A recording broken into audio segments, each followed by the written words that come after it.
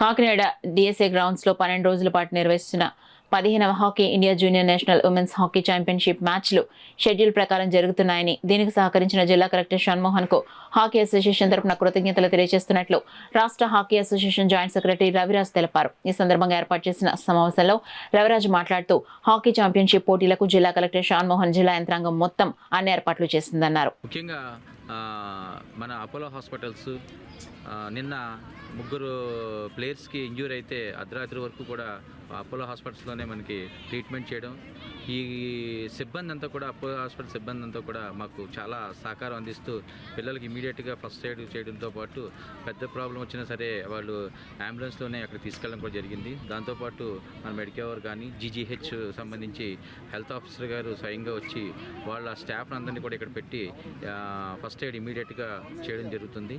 ముఖ్యంగా ఈ సంబంధించినటువంటి ఆర్మీ కూడా ఇక్కడే జరుగుతుంది కాబట్టి దీన్ని కోఆర్డినేట్ చేసుకుంటూ జిల్లా యంత్రాంగానికి కొద్దిగా కత్తిమీద సాము లాంటిదే. ఎందుకంటే ఉదయం 5 గంటలకల్లా మేము ఇక్కడ లోపలికి అటెండ్ అవ్వాలి.